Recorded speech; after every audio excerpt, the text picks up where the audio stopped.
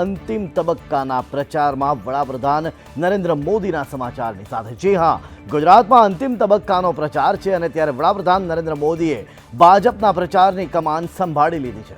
આજે તેઓ ડીસામાં યોજાયેલી સભામાં કોંગ્રેસ પર આકરા પ્રહાર કરતા જોવા મળ્યા હતા।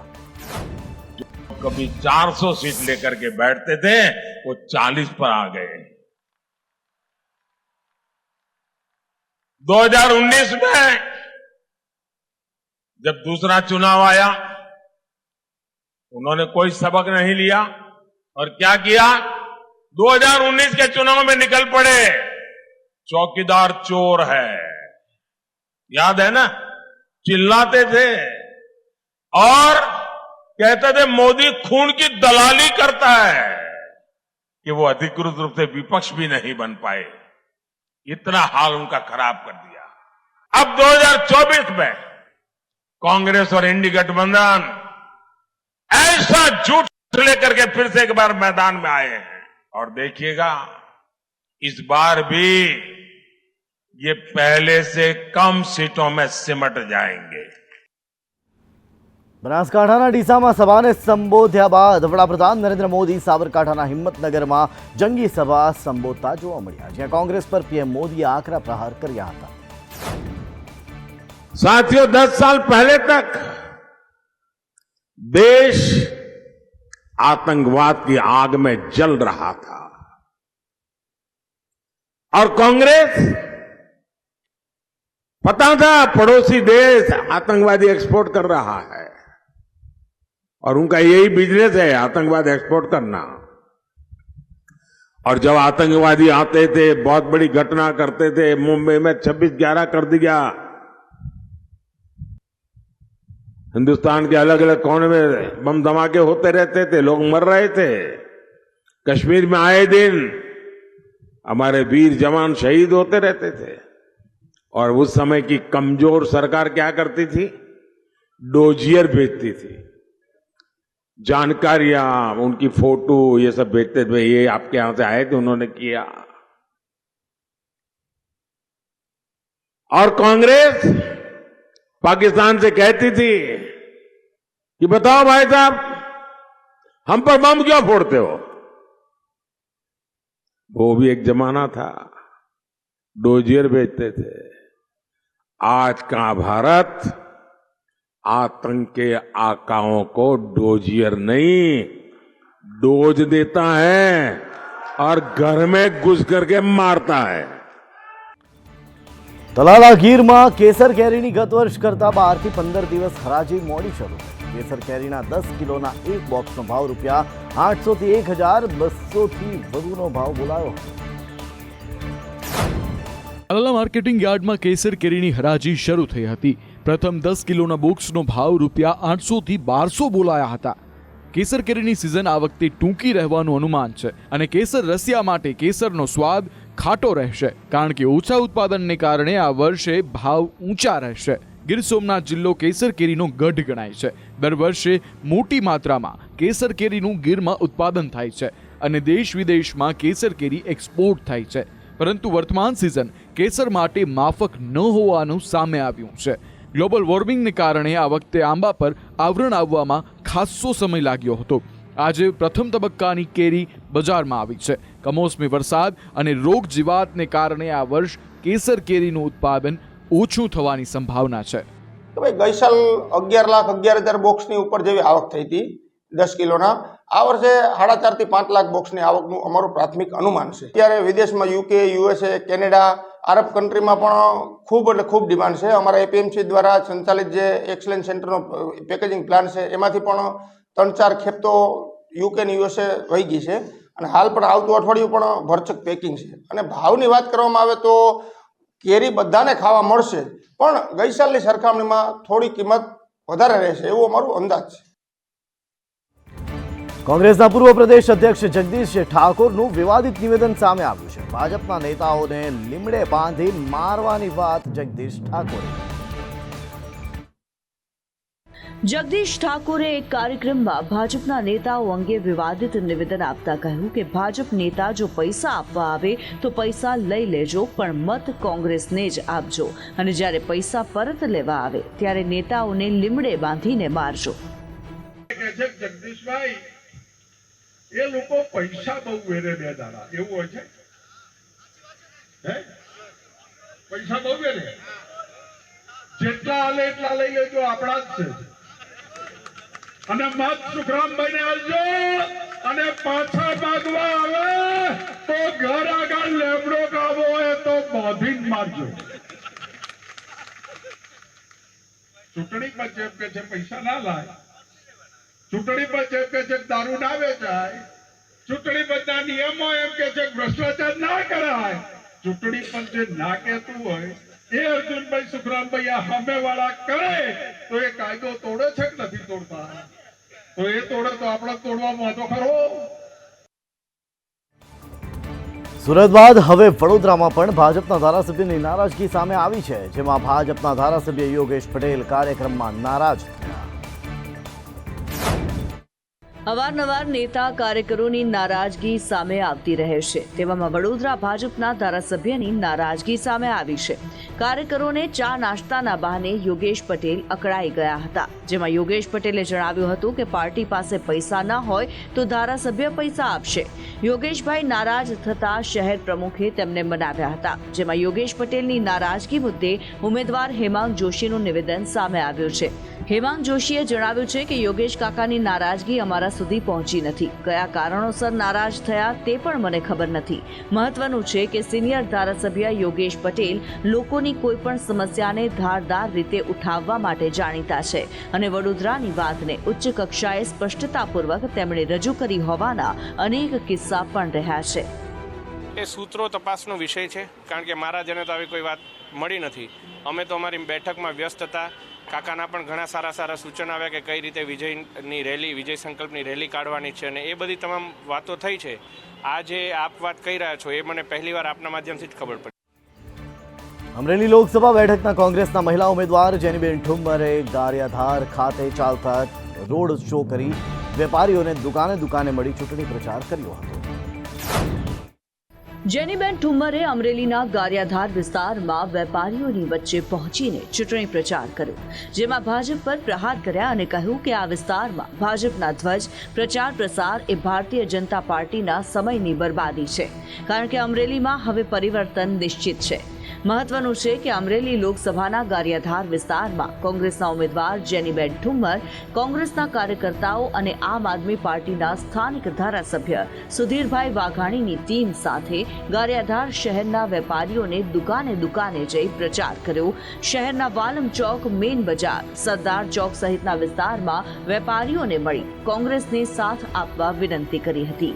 વેપારીઓ જે આવકાર આપી રહ્યા છે, કદાચ આવકાર આપના માધ્યમથી આપે જોયો હશે, એટલે ઝંડીઓ ને પ્રચાર ને પ્રસાર ને બેનરો ને આ બધો વેસ્ટ ઓફ ટાઈમ જે ભારતીય જનતા પાર્ટી અમરેલી સંસદીય મતક્ષેત્રમાં કરવાના છે, ત્યારે હું ચોક્કસપણે કહેવા માંગીશ, આપના માધ્યમથી કહેવા માંગીશ કે અમરેલીમાં આખું અમરેલી આ વખતે કેસરી કરી દેશો તો પણ પરિવર્તન નિશ્ચિત છે.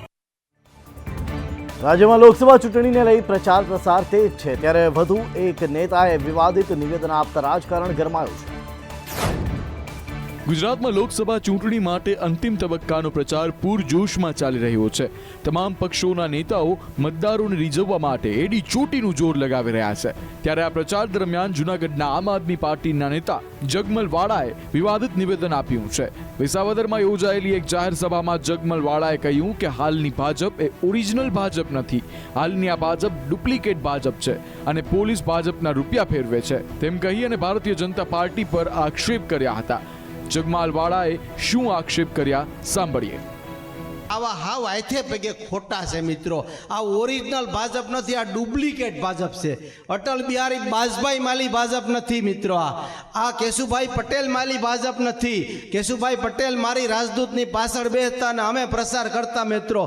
હું 23 વર્ષ ભાજપમાં કામ કર્યું, પણ મને એટલે જ એની ઉપર પૂરો વિશ્વાસ છે ને આથે પગે હાવ ખોટા છે. આ પોલીસવાળા પાછળ બેઠા ને, આ પોલીસવાળા એની ગાડીઓમાં પૈસાના થપ્પા ભરીને અત્યારે ફેરવે. એની પોલીસ અત્યારે ભાજપના પૈસા પોલીસ ફેરવે. દીવ દમણ લોકસભા બેઠકના કોંગ્રેસ ઉમેદવાર કેતન પટેલે ભાજપ સાંસદ લાલુ પટેલ પર વિવાદિત નિવેદન આપ્યું કે કેતન પટેલે લાલુ પટેલને લૂલા અને પાંગડા ગણાવ્યા. લોકસભા ચૂંટણીના પ્રચાર માટે તમામ રાજકીય પાર્ટીના ઉમેદવારો પૂરજોશમાં ચૂંટણી પ્રચાર કરી રહ્યા છે, ત્યારે કેટલાક નેતાઓ દ્વારા એવું નિવેદન આપવામાં આવે છે કે જેનાથી વિવાદનો મતકૂડો છંછેડાય છે. દમણ દીવના કોંગ્રેસ ઉમેદવાર કેતન પટેલનું વિવાદિત નિવેદન સામે આવ્યું છે. તેમણે આરોપ લગાવતા કહ્યું કે દીવ દમણમાં સ્થાનિક દીકરા દીકરીને સરકારી નોકરી મળતી નથી. આ ઉપરાંત તેમણે હાલના સાંસદ લાલુ પટેલને લૂલા અને પાંગડા ગણાવ્યા હતા અને તેમના જ કારણે કોઈ સરકારી નોકરી ન મળતી હોવાના આક્ષેપ કર્યા હતા. દીવ દમણમાં 15 વર્ષથી ભાજપનું શાસન છે, પણ કોઈ કામ થયા ન હોવાના આરોપ તેમણે લગાવ્યા હતા. 15 વર્ષથી ભારતીય જનતા પાર્ટીનું શાસન છે અને 15 વર્ષથી જે સ્થિતિ આપણા પર આવી પડી છે એ સૌને ખબર છે. આપણો દીકરો આપણી દીકરી કોઈને સરકારી નોકરી મળતી નથી અને સરકારી નોકરી મળે છે માત્ર ને માત્ર ગુજરાતના લોકોને. શા માટે ગુજરાતના લોકોને સરકારી નોકરી મળે છે અને આપણી દીકરી અને દીકરાને સરકારી નોકરી નથી મળતી? કારણ કે આપણો જે સાંસદ છે ભારતીય જનતા પાર્ટીનો એ પાંગડો અને લૂલો છે.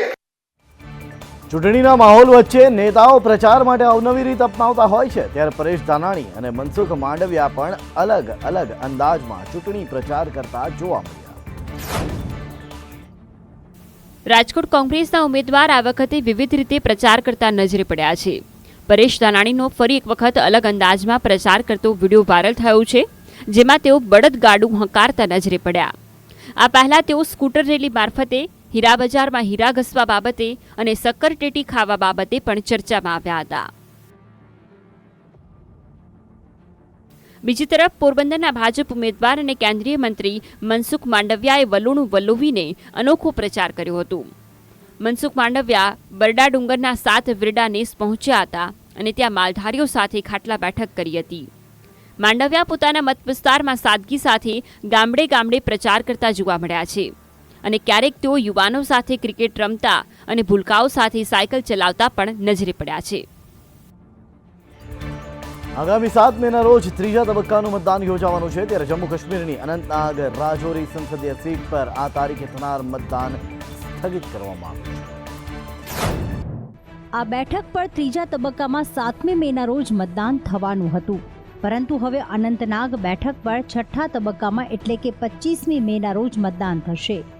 જમ્મુ અને કાશ્મીરની પીપલ્સ કોન્ફરન્સ, ડેમોક્રેટિક પ્રોગ્રેસિવ આઝાદ પાર્ટી DPAP અને ભાજપે કાશ્મીર ખીણની આ બેઠક પર 7 મેના રોજ મતદાન મોકૂફ રાખવા માટે ચૂંટણી પંચને વિનંતી કરી હતી. આ રાજકીય પક્ષોએ ચૂંટણી પંચને કહ્યું હતું કે તાજેતરની હિમવર્ષા અને ભૂસ્ખલનના કારણે અનંતનાગ અને રાજૌરીને જોડતો મુગલ રોડ બ્લોક થઈ ગયો છે, જેના કારણે ચૂંટણી પ્રચાર પર અસર પડી રહી છે. તે સાથે જ નેશનલ કોન્ફરન્સ અને પીપલ્સ ડેમોક્રેટિક પાર્ટીએ આ દાવાઓને ફગાવી દીધા છે અને કહ્યું છે કે રસ્તો ખુલ્લો છે અને અનંતનાગથી રાજૌરી સુધીની મુસાફરી શક્ય છે. પંચે કહ્યું કે માત્ર અનંતનાગ સંસદીય મત વિસ્તાર માટે મતદાનની તારીખમાં સુધારો કરવામાં આવ્યો છે. નોમિનેશન ભરવા, ચકાસણી અને પરત ખેંચવા સહિતની તમામ વૈધાનિક પ્રક્રિયાઓ પૂર્ણ થઈ ગઈ છે. આ બેઠક માટે 20 ઉમેદવારો ચૂંટણી મેદાનમાં છે. મતદાનની તારીખ સિવાય કોઈ ફેરફાર કરવામાં આવ્યો નથી. ભરૂચ લોકસભાની ચૂંટણીમાં ભારે રસપ્રદ લડાઈ છે, ત્યારે સાગબારાના અંતરિયાળ વિસ્તારમાં મનસુખ વસાવાએ ચૈતર વસાવા પર આકરા પ્રહારો કર્યા હતા.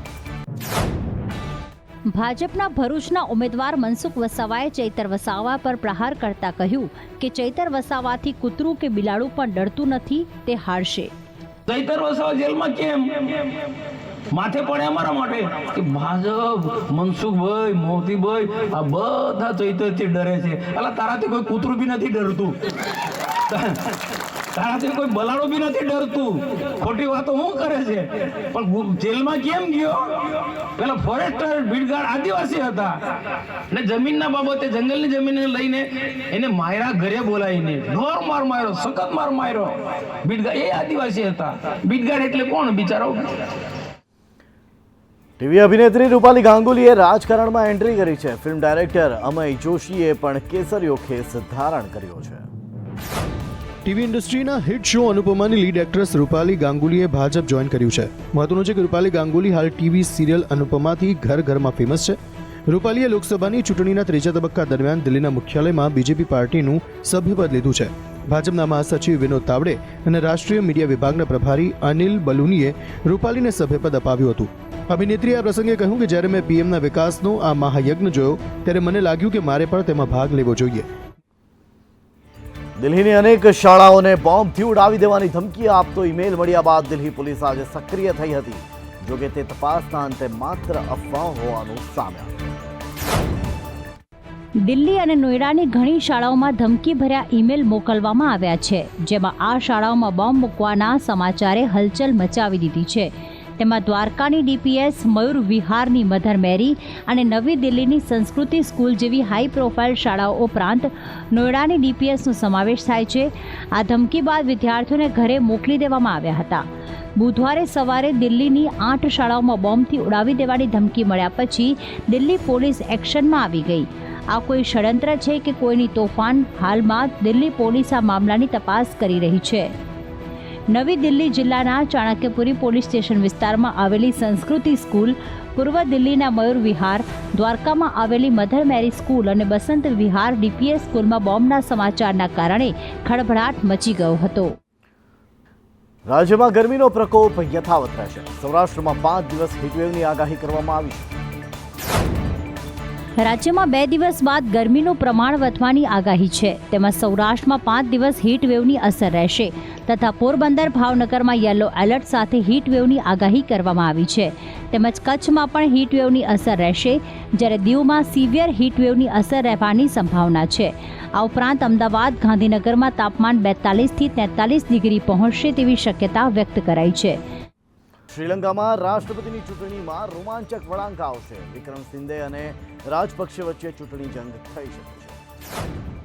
શ્રીલંકામાં રાષ્ટ્રપતિની ચૂંટણી નજીક આવી રહી છે અને તેને લઈને રાજકારણમાં પહેલેથી જ હલચલ મચી ગઈ છે. આ દરમિયાન રાષ્ટ્રપતિ રાનિલ વિક્રમસિંઘે પણ ચૂંટણીમાં ફરીથી ચૂંટણી માટે પોતાનો દાવો રજૂ કરી શકે છે. જો વિક્રમસિંઘે તેમનો દાવો રજૂ કરે છે તો તેમને તેમના પોતાના કેબિનેટ સાથી વિજયદાસ રાજપક્ષે તરફથી પડકારનો સામનો કરવો પડી શકે છે. અમેરિકાના પૂર્વ રાષ્ટ્રપતિ ડોનાલ્ડ ટ્રમ્પ વિરુદ્ધ ચાલી રહેલા પોર્ન સ્ટારના કેસ પર કોર્ટે અંતે પોતાનો ચુકાદો સંભળાવી દીધો. અમેરિકામાં રાષ્ટ્રપતિની ચૂંટણીમાં થોડો જ સમય બાકી છે, જ્યારે મંગળવારે 30 એપ્રિલના રોજ ન્યૂયોર્કની મેનહટન કોર્ટે તિરસ્કારના કેસમાં પૂર્વ યુએસ રાષ્ટ્રપતિ ડોનાલ્ડ ટ્રમ્પ પર $7 લાખ રૂપિયાનો દંડ ફટકાર્યો છે. પોર્ન સ્ટારને પૈસા આપી અને ચૂપ કરાવવાનો આ મામલો છે. કોર્ટે સાક્ષીઓ, ન્યાયાધીશો અને કેસ સાથે સંકળાયેલા કેટલાક લોકો વિશે જાહેર નિવેદનો કરવા પર પ્રતિબંધ મૂક્યો છે. કોર્ટે ટ્રમ્પ બ્રિટન માટે સ્ટુડન્ટ વિઝા પર કડક નિયમોની અસર દેખાઈ રહી છે. વિદ્યાર્થીઓની સાથે આશ્રિતોની સંખ્યામાં ઘટાડો થયો. બ્રિટનમાં સ્ટુડન્ટ વિઝાને લઈને આ વર્ષે કડક નિયમો જારી કરવામાં આવ્યા છે. આવી સ્થિતિમાં વિદેશી વિદ્યાર્થીઓ સાથે આવતા આશ્રિતોની સંખ્યામાં નોંધપાત્ર ઘટાડો થયો છે. બ્રિટનના ગૃહ વિભાગનું કહેવું છે કે ગયા વર્ષની સરખામણીએ આ વર્ષે જાન્યુઆરીથી માર્ચ મહિનામાં વિદ્યાર્થીઓ સાથે જનારા આશ્રિતોની સંખ્યામાં 80% ઘટાડો થયો છે.